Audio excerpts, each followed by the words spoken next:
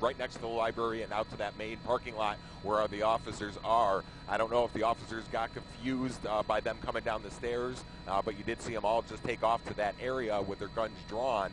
But we're getting mixed reports of exactly where this guy is, if he's still on campus or did he run out right after the shots were fired into a nearby field. I can tell you from our vantage point, all of the surrounding areas, including the subdivisions along with the schools, there are numerous cops around here as well. Police officers just patrolling the streets, just looking just to make sure that this guy, if he did run out, he's not going to get very far. All right, well, we've got Damon Fernandez standing by, who's got a student eyewitness with him, so we want to go to him. But if you would hold your shot for us, Andy, and we'll continue to watch, and especially if it indicates that they are racing after somebody, if you'll let us know. Damon?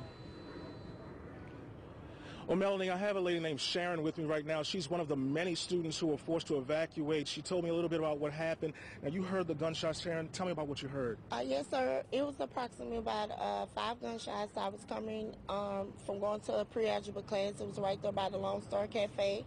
And once everyone heard the shot, it was a immediate panic of running. From what I heard, it was 2 young men who had an argument that led to gunshots. Now, how'd you guys get the order to leave the campus? Was it something that came through email? Or? No, it wasn't by email. It was just about how the force of police on campus, the reaction from it, and they was just telling everybody to get safe. As me, I was in the financial aid office till they told me that I could be excused from class today. Now, you said you heard about 5 gunshots. Could you tell exactly where they were coming from on campus? They was coming from around the corner, like in the middle of the yard, like right by the library. And it was about 5 of them. I can't even get to imagine what's going through your mind right now. I'm scared. I'm scared. I just don't know what to think. You know, I'm coming here to to school, and then, I mean, once you hear that, as you can see, all the traffic, it's a lot of people that's scared. Have they cordoned off any areas inside the campus yes, right now? as you can see on the end down there, people are coming this way, but they're not allowed to go back into school. Thank you so much, Sharon. Now, Again, Damon, she was before a student who said that she was on campus right here.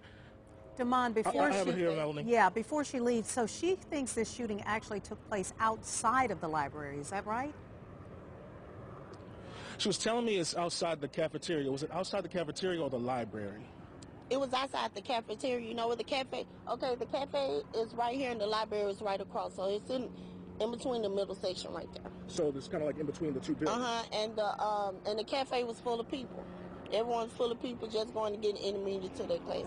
They're not even letting people back there in their neighborhoods because they got everyone blocked out. So you can see these parents right here waiting on their kids. Now, Damon, Gotcha. also, Again, Melanie, you can tell the panic out here. Damon, ahead, also, Melanie. can you just tell me, where did she get the indication that there may have been 2 men arguing, that this might have been the result of some kind of argument? Okay. Now, Sharon, where did you get the information that there may have been 2 people arguing? From what the how you call the school campus police officer, that's what it is, and we just broke away. It started off as an argument, and then after that, it was gunshots. And this is police telling the students this information? Yeah, the ones that on campus. Well, they didn't tell. Damon Fernandez appears to be breaking up there. That are fighting, but after the fight, it was at the gunshot. So I think somebody got shot, though. It sounds like word of mouth. All right, Damon. And you're breaking up just a little bit, so we're going to come back to you in a moment. And again, we want to go back to Sky HD because there continues to be a lot of activity there. You can see now another person, it looks like, being brought out. And I want to go up to Andy Bass in Sky. Andy, can you tell us what we're looking at here? It looks like that as a lady brought out in just an office chair with wheels on it. She might be injured or whatnot, or just, I'm not too sure what's going on, but they did bring her out in an office chair. Still trying to gather as much information on this. It looks like they're just going to wheel it right to maybe an ambulance and just stop right there. I'm going to pull out just a little bit to see. Looks like she's drinking something. You know, there's a couple of people actually out here on being wheeled out right now. So it appears as though they've been able to get inside and at least indicate whether or not there are other people in these buildings. Absolutely, yeah. There was a whole bunch of them just came out of them right now. One was also in a wheelchair or a mobile device as well, not one of the office chairs. Several students came out with officers when we were on the back side of there. Saw more officers start running towards the library, towards the arts center. what I can gather from looking at the building.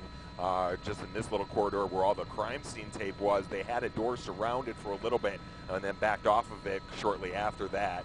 So I guess they're still looking for it. I mean, we're getting mixed reports. This man, according to the Fox unit up here, is a young man, 6'2", possibly wearing an Atlanta Falcons t-shirt and a red ball cap. That's the description that we got from someone running through the campus at that time.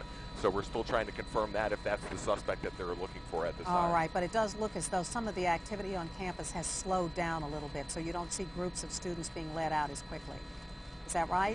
Not like when we first got here on scene. It looks like that most of the, I'm sure they're still searching for students to see if they're hiding in any of these areas. Okay. It's not a very large campus, but it's big enough to go from building to building just to make sure that all the students got out. Every now and then we'll see one wandering. You know, I don't know if he just didn't know anything was going on or he was just hiding in another room, but we'll see just one wandering down the corridor towards the library and then out into the main part. All right, Andy, we're going to get back to you if you'll continue to just keep us updated. Now